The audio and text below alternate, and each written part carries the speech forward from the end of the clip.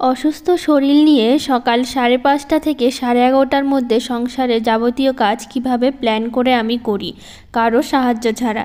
রাধে রাধে বন্ধুরা, কেমন আছো তোমরা সবাই? আশা করি ভীষণ ভালো আছো, আর আমরাও কিন্তু খুব ভালো আছি।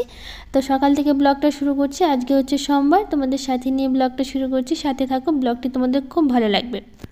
তো সকালবেলা শুরু করছি একদম বিছানা গোছানো থেকে, কারণ সকালবেলা ঘুম থেকে উঠে এটাই তো প্রথম কাজ থাকে, বিছানা থেকে তুলে আগে বিছানাটা গোছানো। কারণ বাসি বিছানাটা ফেলে রাখা একদমই উচিত নয়। আর সবাই ঘুম থেকে উঠে গেছে, সেই জন্য আমিও বিছানাটা গুছিয়ে নিলাম, কারণ অনেক সময় বাবান শুয়ে থাকে, সেই জন্য বিছানাটা আমি গোছাতে পারি না। তো আজকে যেহেতু উঠে গেছে সবাই, তিনজনে একসাথে উঠে পড়েছি, তো সেই জন্য বিছানাটা আগে তুলেই তোমাদের সাথে শুরু করলাম ব্লগটা। তো বিছানা তুলে তারপরে শুরু হলো আমার ঘর ঝাড় দেওয়া, কারণ সকালবেলা সবারই এরকম বাসি কাজ থাকে, ঘর ঝাড় দেওয়া, যেরকম আমার চলছে এখন।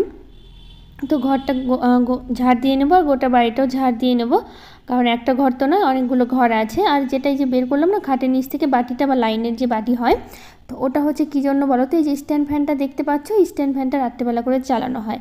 কারণ হচ্ছে আমাদের ওই যে বেডের সাথে যে সুইচটা আছে, ওটা হচ্ছে ইনভার্টারের সাথে কানেক্ট আছে।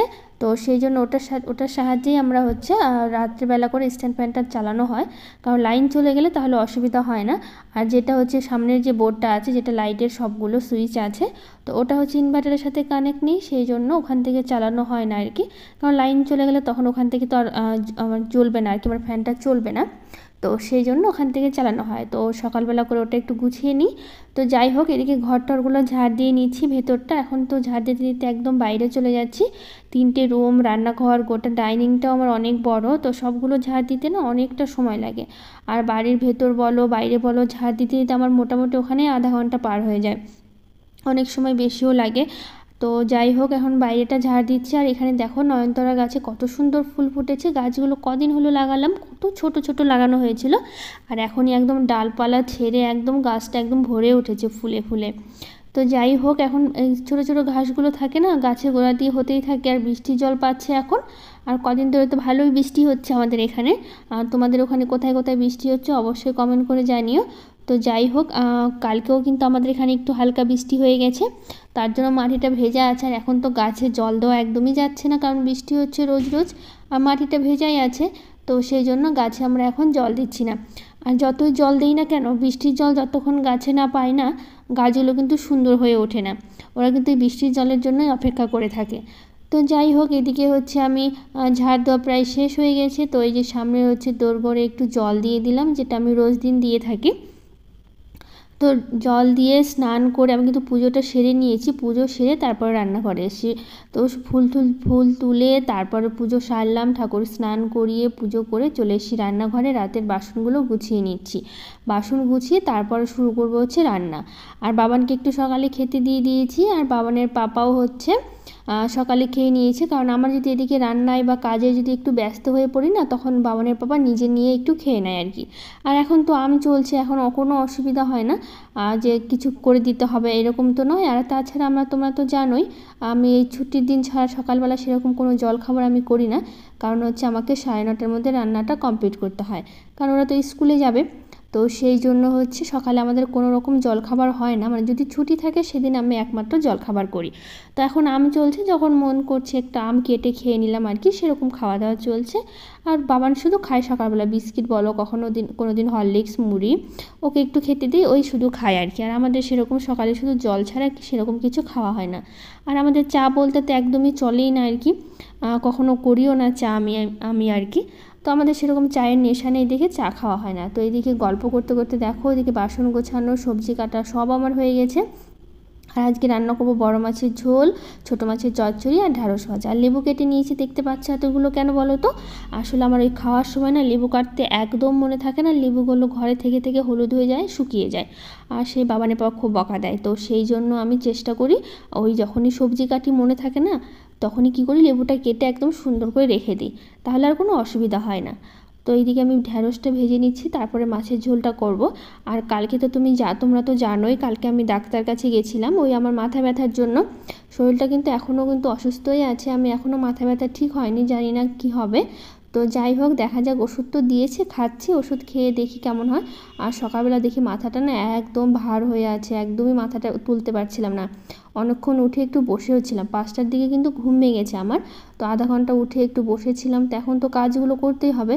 আর তোমাদের ব্লগে তো দেখি মানে দেখাই আর কি যে বাবানের পাপা সবসময় হেল্প করে কাজে, আমাকে ঝাড় দিয়ে দিচ্ছে, মাছ বেছে দিচ্ছে, বা কখনো এটা ওটা কাজও করে দিচ্ছে। তো আজকেও বলছিল, তো আমি বললাম থাক আমি করে নেবো, তোমাকে কিচ্ছু করতে হবে না আজকে, সব সময় তো হেল্প করে, ও তো একটু কাজে ব্যস্ত থাকে। তো সকালে আবার বাবা এসেছিলো, দেখো 2 বোতল দুধ আর এই কুমড়ো শাকগুলো দিয়ে গেছে, কত সুন্দর কচি একদম, দেখো টাটকা কুমড়ো শাকগুলো। আমাদের মায়ের বাড়িতে প্রচুর হয়েছে।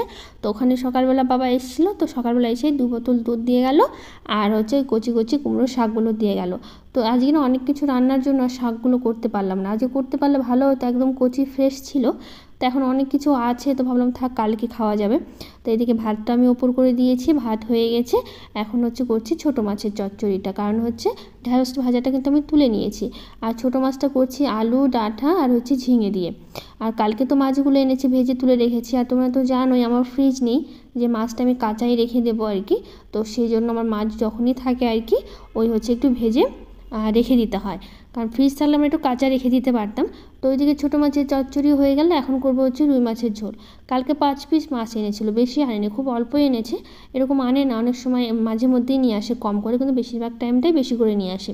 তো সেটার একটু পাতলা ঝোল করবো, আদা জিরা বাটা একবারেই বেটে নিয়েছি, ছোটো মাছের চচ্চড়িতেও দিয়ে দিলাম, আর ওই মশলা কিছুটা রেখে দিয়েছি, ওটা দিয়ে হচ্ছে মাছের ঝোলটা করে নেবো, ওই আদা জিরে লঙ্কা। আর এখন তো টমেটো নেই, কারণ হচ্ছে গাছগুলো তো এখন শুকিয়ে যাচ্ছে, টমেটোর গাছগুলো সামনের বাগান থেকে তো এখন আর তুলতে পারছি না, তোমাদের আগের ব্লগে বলেছিলাম যে আর হয়তো টমেটো তোলা হবে না। দুটো একটা আছে এখনও পাকেনি গাছে।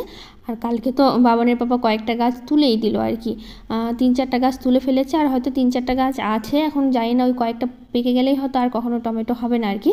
আবার যখন নতুন করে লাগাতে পারবো তখনই টমেটো খাওয়া হবে আর কি, আবার যখন কিনে আনবে আর কি। আর এখন যে টমেটোর দাম কিনে খাওয়াই মুশকিল হয়ে গেছে, এত দাম হয়ে গেছে টমেটোর, মানে এই সময়টাতে টমেটোর দামটা বেশি হয়। তো ওইদিকে মাছের ঝোলটা বসিয়ে কয়েকটা বাসন ছিল, ওই বাসন কটা ধুয়ে নিলাম। আমি কিন্তু কাজের ফাঁকে ফাঁকে এভাবে করে থাকি আর কি, তাহলে কাজগুলো খুব সহজেই হয়ে যায়। আর আমি কিন্তু ঘুম থেকে উঠে খুব প্ল্যান করে কাজগুলো করি, যে কোনটার পর কোন কাজটা করলে কিন্তু আমার খুব সহজেই কাজগুলো হয়ে যাবে। কারণ আমি সকালবেলা উঠে কিন্তু একদম দেখতে পেলে বিছানাটা তুলে ঝাড় দিয়ে স্নান করে পুজো দিয়ে রান্নায় চলে আসলাম, কারণ আমি কিন্তু অন্য কাজ করতে পারছি না, ঘর মোছা বলো বা কোনো জিনিস গোছানো বলো, এগুলো করতে গেলে কিন্তু আমার ওখানে অনেকটা সময় লেগে যায়, তখন এদিকে আমার রান্নায় প্রচুর দেরি হয়ে যায়। আমি কিন্তু এই ঘর মোছা গোছানো পরিষ্কার এগুলো কিন্তু আমি রান্নার পরেই একদম করে থাকি। তো মাছের ঝোলটা হয়ে গেলে দেখতে পেলে এখন রান্নাঘরটা পরিষ্কার করে নিচ্ছি, কারণ হাতে সময় আছে। তো সেই জন্য, কারণ আমাকে সময়টা মেনটেন করেই চলতে হয়, কারণ ওদের হচ্ছে খেতে দিতে হবে আগে টাইমের মধ্যে, কারণ ওরা 10টার মধ্যে বেরিয়ে যায়, 10টার মধ্যে তো ওদের খাওয়াটা শেষ করতে হবে, তো সেইভাবে আমাকে কাজগুলো করতে হবে। তো সেই জন্য ওদের কিন্তু আমি খেতে দিয়ে দিয়েছি, ওরা খাচ্ছে, আর এদিকে আমি রান্নাঘরটা পরিষ্কার করে নিচ্ছি। তো এদিকে ওভেনটা পরিষ্কার পর তারপর এখন হচ্ছে না, এই যে ন্যাকড়াটা দেখতে পাচ্ছ যেটা ধুচ্ছি, এটা দিয়ে কিন্তু আমি ওই হচ্ছে ওভেন মানে তেলের জিনিসগুলো মোছামুছি করি। তো রোজ দিন আমি কী করি বলো তো, রান্নার শেষে এটা একদম সার্ফ দিয়ে একটু কেচে নিই, তাহলে কী হয় বলো তো, ওটা তেল তেলে ভাবটা একদমই থাকে না, আর ন্যাকড়াটা কিন্তু ভীষণ পরিষ্কার থাকে। তো এইভাবেই হচ্ছে তোমরাও কিন্তু চেষ্টা করতে পারো প্ল্যান করে এভাবে কাজ করতে, তাহলে তোমাদেরও খুব সহজেই হয়ে যাবে। আমি জানি তোমরা ওইভাবে প্ল্যান করে কাজ করো যেভাবে আমি করে থাকি। তো ওইদিকে বেসিনটাও পরিষ্কার করে নিলাম, কারণ বেসিনটাও না বাসনগুলো মাজতে মাজতে ওটাও একটু তেল তেলে হয়ে যায়। তো এখন এই ওভেনটা পরিষ্কার করে সব রান্নাঘরটা পরিষ্কার করে এখন দুধটা গরম করে নিচ্ছি। এখন দুধ দিয়ে সেরকম কিছু করব না, শুধু জাস্ট দুধটা গরম করে রেখে দেবো। দুধটা বসিয়ে চলে আসলাম আমি ঘরে, কারণ হচ্ছে এই যে পাপোশগুলো দেখতে পাচ্ছ না, এগুলো না ধুয়ে দেবো, অনেক দিন হলো নোংরা হয়েছে, বেশ কয়েকদিন হলো যেগুলো না ধোয়া হয়নি। তো ভাবছি আজকে ধুয়ে নিই, আর এই ঘরের হচ্ছে বেড কাভারটাও ধুয়ে নেব। আর এদিকে দেখো দুধটাও কিন্তু আমার এর মধ্যে গরম হয়ে গেছে, কারণ দুধ রেখে একদমই মানে সরা যায় না আর কি, যখনই দুধটা রেখে তুমি এদিক ওইদিক যাবে অমনি উনি উঠলে একদম পড়ে যাবে, আর সামনে দাঁড়িয়ে থাকবে তখন কিন্তু দুধ কিচ্ছু করবে না, একদম যে একটু চোখটা সরলো অমনি পড়ে গেল আর কি। তো সেই জন্য একদম কমিয়ে আমি বাকি কাজগুলো করলাম। তো যাই হোক একদমই দুধটা ঠিক ছিল। তো দুধটা জাল করে কালকে, আর দুদিনের কিন্তু কাপড়গুলো পরে আছে, কালকেই মাথা ব্যথার জন্য একদমই কাপড়গুলো গোছাতে পারিনি, আর হচ্ছে তার আগের দিনও কয়েকটা কাপড় ছিল কেচেছিলাম, তো সেগুলো একদম জড়ো হয়ে আছে।